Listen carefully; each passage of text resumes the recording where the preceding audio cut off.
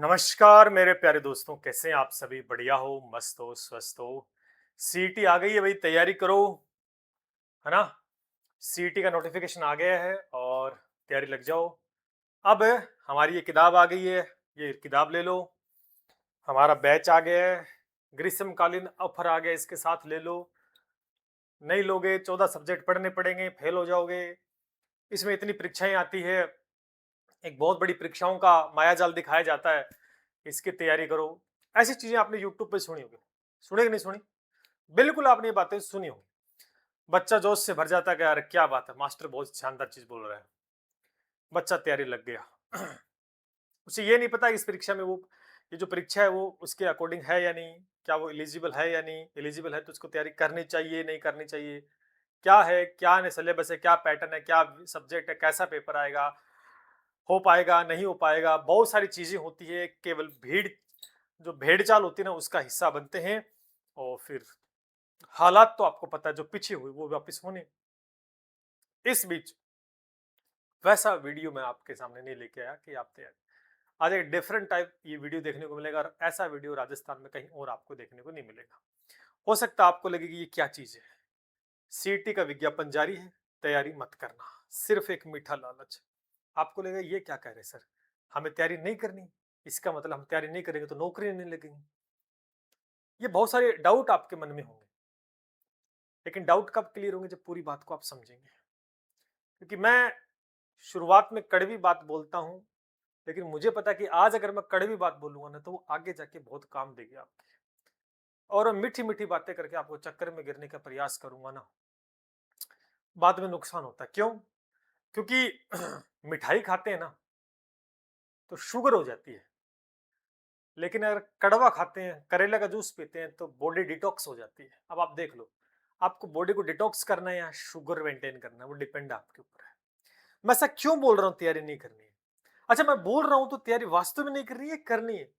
करनी है तो क्यों करनी है, किसको करनी है, और नहीं करनी तो किस क्यों नहीं करनी, पूरी बात को आपको समझना पड़ेगा। क्योंकि ये एक वीडियो जागरूकता के लिए भी है कि आज का जो सिस्टम है, वो सिस्टम में जो प्रणाली हो चुकी है एग्जाम करवाने की, शायद मुझे नहीं लगता कि ये कहीं ना कहीं सही है। बात करें, थोड़ी सी जिक्र कर लेते हैं। पैट सब चीजें आपने यूट्यूब पे देख ली होगी, सब लाइव आ गए थे, आ गया नोटिफिकेशन, बैच भी आ गया, साथ में 90% ऑफ भी दे दिए सबने। आपने ज्वाइन भी कर लिया होगा मुझे लगता है, क्योंकि देर आप भी नहीं करते ज्वाइन करने में। क्योंकि डिसीजन मेकिंग जिसका अच्छा नहीं है ना, वो सक्सेस किसी भी क्षेत्र में नहीं हो सकता। थोड़ी सी बात कर लें, परीक्षा आती है, पैटर्न चेंज हो जाता है कि 120 प्रश्न है, यार प्रश्न कम हो गए, बहुत बढ़िया बात है। 240 नंबर का 2.5 घंटे का समय, नेगेटिव मार्किंग भी है, 40% भी है। ये फॉर्म डेट है आपकी, ये परीक्षा की डेट है। और थोड़ा सा मैं आपको जादू दिखाऊं तो ये जादू आप देख ले एक बार कि सर 14 सब्जेक्ट है, क्या बात है, मजा आ जाएगा। तैयारी करोगे तो मजा आएगा। 14 सब्जेक्ट है, यानी आपको आरएस नहीं बनना है, आपको आईएएस का एग्जाम नहीं देना, आपको आरएस का एग्जाम नहीं देना है, आपको एक पात्रता एग्जाम देना है। और पात्रता एग्जाम में भाई साहब आपको पढ़ने, मेरे हिसाब से कोई छूटा ही नहीं है, ऐसा कोई सब्जेक्ट बचा ही नहीं। अगर बचा होता तो शायद मुझे लगता है आलोक राज्य इसमें, या जो भी बोर्ड इसको बनाता है सिलेबस, आलोक राज्य तो मना कर देंगे, हमने तो नहीं बनाया सिलेबस, वो मना भी कर सकते हैं। लेकिन यहाँ पर सरकार हो चाहे बोर्ड हो, एक विषय जन स्वास्थ्य और जोड़ दिया है, जिससे कि बैंड बजने वाली है। क्योंकि पता कुछ चलेगा नहीं, क्या पढ़ना है क्या नहीं पढ़ना, बैंड बजने वाली है, बजा देगा बोर्ड, क्योंकि बजाता आ रहा है लगातार। ये पैटर्न है, 14 सब्जेक्ट। अब आप देख लो, अब आप देख लो, एक बात बताओ, मैं आपको ये बताना चाहता हूँ कि क्या इतने सब्जेक्ट एक पात्रता परीक्षा के लिए सही है? अरे पात्रता परीक्षा ही है ना, आप खुद यहां पर आपके लिए बैरिकेड्स देखे पहले तो, कि चलो ये छोड़ देते हैं। यहां देखो, नेगेटिव मार्किंग कभी पात्रता में सुनी है आपने? पात्रता में नेगेटिव मार्किंग सुनी है क्या? नहीं सुनी। सुन ली आपने, यहां लागू कर दी। चलो नेगेटिव मार्किंग कर दी, चलो मानते, मिनिमम 40% भी लेके आओ। इसका मतलब क्या है कि एक बैरिकेड लगाया, दूसरा भी लगा दिया, कि अगर बच्चा यहां से पास हो जाए तो अगले बार बैरिकेड वहां वो फंस जाए माया जाल में। अगर वो वहां से भी निकल जाए तो उस भाई साहब को यहां फंसा लो 14 सब्जेक्ट देकर। देखते अब निकले कहां से, कहीं ना कहीं तो फंसेगा। एक प्री प्लान बहुत जबरदस्त तरीके से बनाया गया है, और ये स्पष्ट शब्दों में आलोक राजन ने बताया भी आपको कि परीक्षा पैटर्न ये होगा और पेपर का लेवल इतना खतरनाक होगा कि आंखें 2 पीछे है और 2 आगे, 4 हो जाएंगी। ये आलोक राज ने स्पष्ट कहा कि नहीं कहा? केवल एक पात्रता परीक्षा के लिए क्या इतने सब्जेक्ट होने चाहिए? क्या नेगेटिव मार्किंग होनी चाहिए कि 40% होनी चाहिए? और परीक्षा का जो लेवल बताया जा रहा है, केवल पात्रता ही तो परीक्षा है। कि इसको पास करने पर नौकरी थोड़ी मिल रही है आपको, नौकरी तो नहीं मिल रही। अच्छा, अब आप सोचो कि पहले आपको एक सीटी पास करना पड़ेगा। मेरी बात को ध्यान से सुनना, सीटी पास करो तो इसका मतलब पहले तो सीटी आपके लिए चैलेंज है, बहुत बड़ा चैलेंज है। सीटी के बाद में एग्जाम्स होंगी, उनको भी पास करना पड़ेगा, उनमें भी मल्टीपल सब्जेक्ट है, यानी यहां पर भी आप जबरदस्त तरीके से तैयारी करो। यहां बच के निकल आ गए तो यहां फंसा देंगे आपको। अब स्टूडेंट क्या कर रहा है? स्टूडेंट चल रहा है भेड़ चाल का, सीटी में ये परीक्षा है, वो परीक्षा है, फलानी परीक्षा है। आपको पता है इसमें कितना प्रोसेस लगने वाला है? मैं आपको बताऊं, ये परीक्षा कब होगी? नवंबर में होगी। क्या दिसंबर में रिजल्ट आएगा? नहीं आएगा। जनवरी या फरवरी मान के चलो, को रिजल्ट तक सब भावना है। देन उसके बाद ये प्रोसेस लंबा खींचेगा, सर्टिफिकेट वगैरह सारा कुछ आते ही कौन सी एग्जाम होगी किसी को पता है? और यहां तक कि आलोक राजन ने बोला था कि एग्जाम से डिले होंगे, यानी मान के चलो एक वीडियो का एक एग्जांपल अपन वीडियो का ले लेते हैं, जो ग्रेजुएशन में वो मान के चल रहे, वो जुलाई तक बोला उन्होंने कि जुलाई के आसपास, तो यानी नवंबर से जुलाई आ जाओ आप मोटे तौर पर। आलोक राज जी के ये शब्द है कि वीडियो एग्जाम डिले होगा आगे जाके, क्यों लंबा तो होने वाला है, क्यों जनवरी फरवरी तक तो ये खींचेंगे इसको, फिर आगे 6 महीने और मान लो आप भी नई भर्ती निकालेंगे, उसके विज्ञापन भी आएगा, फॉर्म भी भराएंगे, परीक्षा के लिए समय भी देंगे, तो 6 महीने तो ऑब्वियस सी बात, तो कितने महीने हो गए? 6 महीने भी हो गए, 7-8 महीने हो गए। क्यों 7-8 महीने क्यों? अभी क्या चल रहा है सर? जून है, चलो जून के लास्ट दिन तो जुलाई है, अगस्त है, सितंबर है, अक्टूबर है, नवंबर है, दिसंबर है, तो 1 2 3 4 5 6 6 महीने, और 6 और मान लो 12 महीनों का काम फिक्स हो गया। और जहां तक मुझे लगता है कि 12 महीने से ज्यादा का समय लगेगा जब आप एक मुख्य परीक्षा तक पहुंचोगे। सही है, 6 महीने, 6 महीने तो आपको लगेंगे, 6 महीने ना, 1 2 3 4, 4 महीने आपके पास, 4 महीने में तो आपको पात्रता पास करनी पड़ेगी। 4 महीने तो ये गए आपके, फिर आगे कब परीक्षा होगी किसी को नहीं पता, किस टाइम होगी। यानी समय की बात कर रहा हूं मैं यहां पर, समय है वो कितना लग रहा है? समय लग रहा है इन्फिनिटी में, कितना भी लग सकता है, क्योंकि इतनी जल्दी तो सरकार कोई परीक्षा करवाती नहीं है। तो इसमें बच्चे का क्या होगा? Time pass. पहले तो वो इस पड़ाव में वो फंसने का पूरा प्लान बना दिया है है ना? अर्जुन को तोड़ना आता था चक्रव्यूह, उसके बेटे को नहीं आता था, तो सारे अर्जुन तो नहीं है, अर्जुन बनने का प्रयास करो, लेकिन सामने कौन है? आलोक राज जी भाई साहब। तो ये पैटर्न जो बनाया है किसी प्रकार से फिक्स नहीं। अच्छा, एक चीज और बताऊं आपको, मान के चलो आपने तैयारी भी कर ली, आपने तैयारी कर ली, 80% से ज्यादा ऐसे विद्यार्थी हैं जिसके सारे सब्जेक्ट क्लियर नहीं हो सकते। क्या हो सकते हैं क्या? कोई किसी का कमजोर है, कोई किसी का कमजोर है, कुछ नहीं पता। और 14-14 सब्जेक्ट आप दिन में भी अगर पढ़ते हो, चलो मान के लो 1-1 घंटा भी पढ़ते हो तो 14 घंटे, आधे आधे घंटा पढ़ते हो तो 7 घंटे, तो सारे तो वैसे ही कवर नहीं हो सकते। अगर कुछ छोड़ते हो, कुछ पढ़ते हो तो भी, यानी यूं मान के चलो कि सिलेबस 4 महीनों में क्या 14 सब्जेक्ट का सिलेबस पूरा हो सकता है? नहीं हो सकता। चलो कर भी लिया तो रिवीजन कर पाओगे? नहीं कर पाओगे। इसका मतलब क्या हो रहा है? टाइम पास हो रहा है, बिल्कुल मेहनत कर रहे हैं, उसका परिणाम नहीं आ रहा तो क्या कर रहा है बोर्ड? हमारे साथ टाइम पास करवाए। अच्छा, अभी बोर्ड ने नंबर ऑफ सब्जेक्ट बता दिए, क्या उसने ये बताया कि इस सब्जेक्ट से 10 प्रश्न आएंगे, इससे 5 आएंगे, इससे 2 आएंगे? नहीं पता। इसका मतलब वो अपनी मर्जी से प्रश्न डालेगा, वो अपनी मर्जी से डालेगा, इसके ज्यादा डाले, इसे कम डाल देगा, इसके ज्यादा, इसके कम। हम तैयारी किसकी करके जाएं जिससे हमें पता तो हो कि मान के चलो इसके 10 प्रश्न आने, तो हम ये तो सोचे कि इसके 10 प्रश्न आने हैं, तो हम 10 प्रश्न के हिसाब से तैयारी करें। हम इसको ज्यादा पढ़ के जाते हैं, इसमें से प्रश्न आते हैं 2, और इसको पढ़ के नहीं जाते, इसमें से आते हैं 10, अपना तो बैंड बज गया, मान के चलो अपना तो काम खत्म हो गया ना। तो परीक्षा पैटर्न डिसाइड नहीं है, परीक्षा पैटर्न डिसाइड नहीं है, किसकी तैयारी करोगे? किस सब्जेक्ट को स्ट्रॉन्ग बनाओ और किसको छोड़ो, और किसको ज्यादा पढ़ो और किसको कम पढ़ाओ? क्या आपके पास है कोई अनुमान भी लगाते हो तो क्या अनुमान लगाओगे? क्या डिवाइड करोगे 14 को? 120 प्रश्न है और 14 का भाग लगाओगे इसमें? वो तो बात नहीं बनेगी। कहने का मेरा मतलब ये है कि कहीं न कहीं ये एक मीठा लालच और इसकी तैयारी किसे करनी है और किसे नहीं करनी, मैं आपको ये बता दूं। आ जाओ थोड़ा सा, मैं आपको स्पष्ट बता दूं। जो पहले ऐसे स्टूडेंट हैं, एक नंबर तो ऐसे स्टूडेंट जिन्होंने बीएड कर रखा है या बीएसटीसी कर रखा है, अगर वो इसकी सीईटी का प्रयास कर रहे हैं तो शायद वो बेवकूफी करेंगे मेरे हिसाब से। अब आप कहोगे सर हम पढ़ेंगे तो ये सब्जेक्ट क्लियर हो जाएंगे, क्या इतने दिन नहीं हुआ आपके? आप आज तक आपने पढ़ा नहीं, क्लियर हो गए, फिर क्यों तैयारी करते हो? जब एक परीक्षा की तैयारी करते हो सारे सब्जेक्ट, सुनने में बड़ा अच्छा लगता है लेकिन प्रैक्टिकली चीज संभव नहीं है। ये दो तीन नाव पे सवार होने वाली बात होती है। एक चीज के लिए जितना एफर्ट लगा सकते हो उतनी दो चार चीजों के लिए नहीं लग सकता। तो जो विद्यार्थी बीएड किया हुआ, बीएसटीसी किया हुआ, उसके लिए भैया टीचिंग के एग्जाम आने वाले हैं, होने हो भी रहे, आगे भी होने वाले, थर्ड ग्रेड का एग्जाम भी होने वाला है। प्रिपरेशन करो, अपने एग्जाम की प्रिपरेशन करो। कहीं आप बीएड बीएसटीसी और इधर सीटी के लफड़े पड़ के सीटी पास कर लूं, मैं वीडियो दे लूं, मैं पटवारी दे दूं, मैं एलडीसी से फलाना दूंगा। जितना समय ये सीटी में होगा, उसके बाद जितना मुख्य परीक्षा में होगा, साल भर में आप अपने एग्जाम की प्रिपरेशन करो तो उसके अंदर आप शानदार परफॉर्म कर पाओगे, न कि इस एग्जाम में। मेरा व्यक्तिगत निर्णय है, मुझे जो अनुमान लगता है, सच बात बता रहा हूं। अगर आपको लगता है कि आप करो, मैं मना नहीं कर रहा आप करो, लेकिन मैं व्यक्तिगत निर्णय बता रहा हूं और सिस्टम का जो कमी है वो बता रहा हूं। जो बीएड धारी है, जो बीएसटी धारी है, उन्हें टीचिंग एग्जाम की तरफ रुख कर लेना चाहिए। अगर वो सीटी के चक्कर में किसी कहने से जा रहे हैं या भीड़ चाल का हिस्सा बन रहे हैं, तो उनके हाथ से टीचिंग एग्जाम भी निकलेगा और सीटी भी निकलेगा। क्यों? क्योंकि एक बार विज्ञप्ति आ गई ना टीचिंग की, तो वो रथ इधर मोड़ देंगे। रथ इधर मोड़ेंगे, इतने में 3-4 महीने निकल जाएंगे।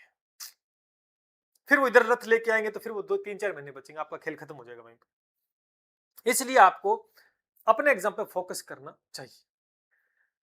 पहली बात तो जो बीएड बीएससी, उन्हें थोड़ा सा सचेत होकर, थोड़ा सा अपने विवेक का यूज करके ये सोचना चाहिए कि मुझे सीईटी की तैयारी करनी है।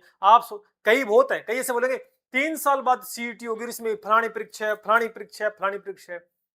सीधी सी बात है, डॉक्टर डराता है कि तू मरेगा दवाई नहीं लेगा तो।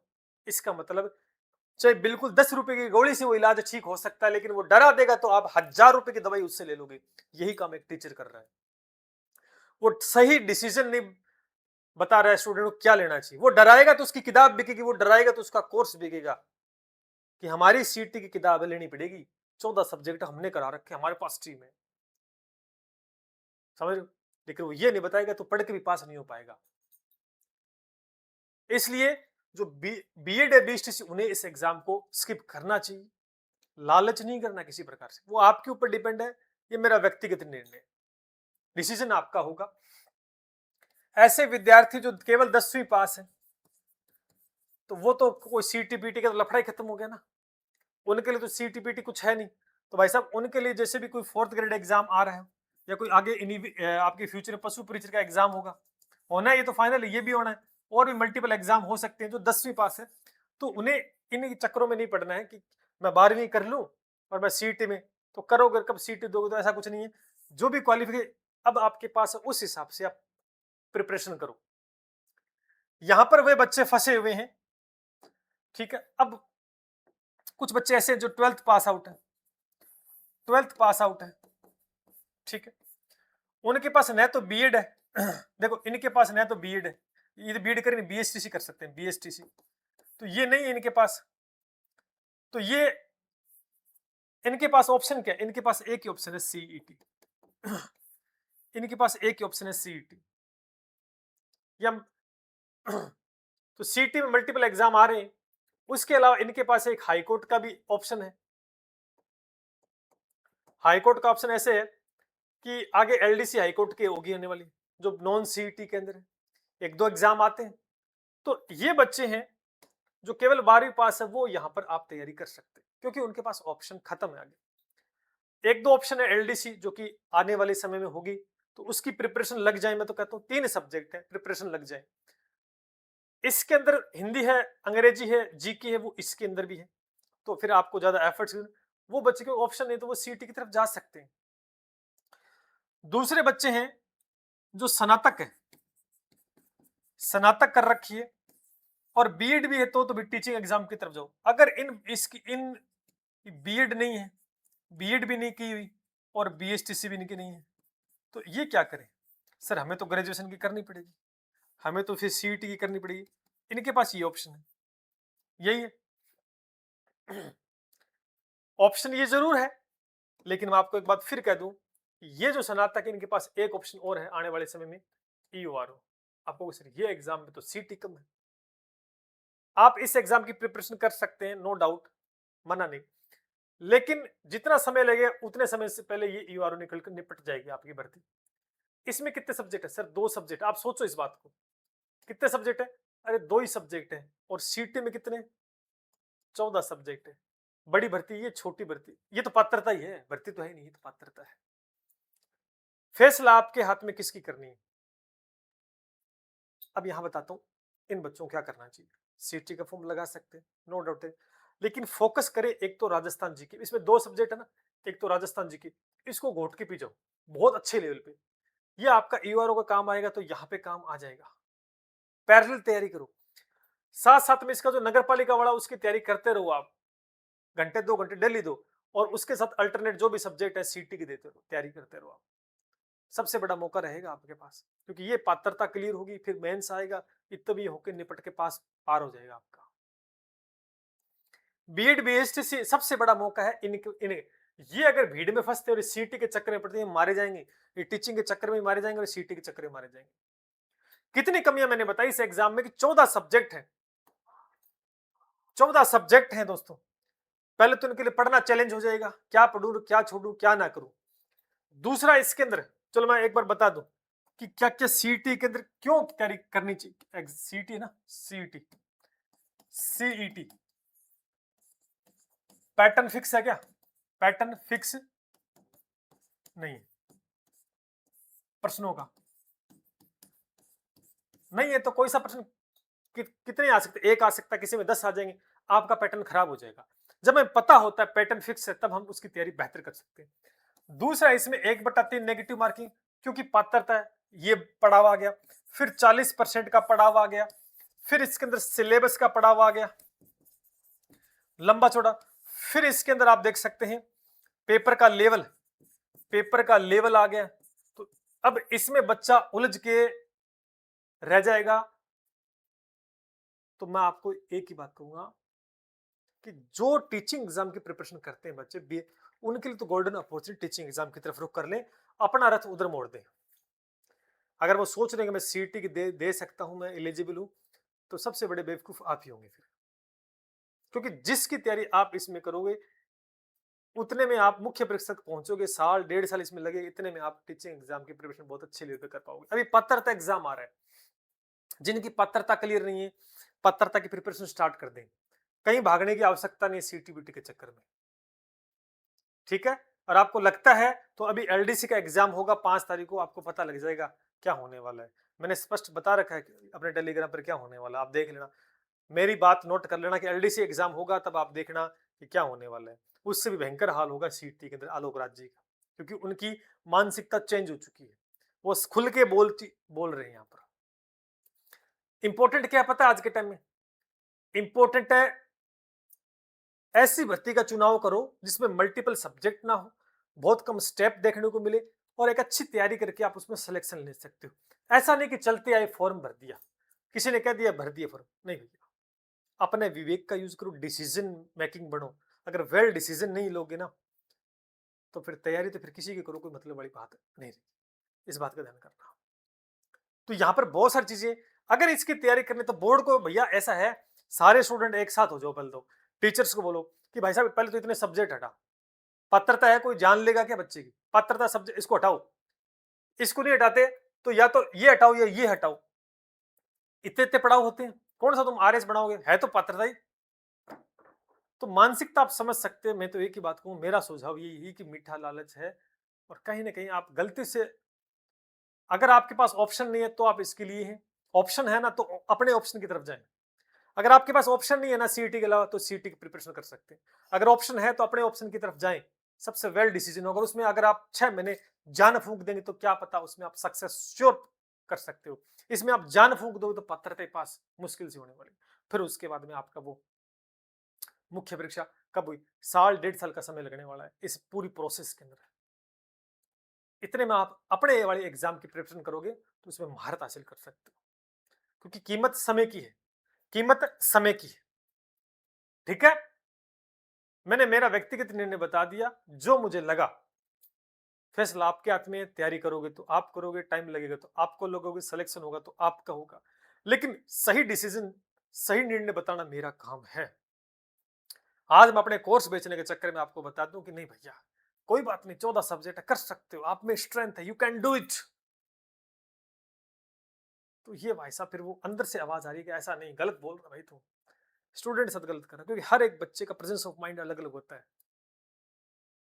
ठीक है, तो अपने विवेक का यूज करें। मैं फिर कह रहा हूं, और आज मेरी बात जो मैंने वीडियो में बोली है ये नोट कर लेना, और जिस दिन परीक्षा होगी उस दिन आप कहोगे सर आपने बात बिल्कुल ठीक की थी, मेरा एक डिसीजन ठीक नहीं था, मेरे पास ऑप्शन था लेकिन मैंने उस ऑप्शन को छोड़कर जिसमें मेरी स्ट्रेंथ है मैंने इस ऑप्शन को चुना, और आज काश उस दिन मैं ये बात सुन लेता।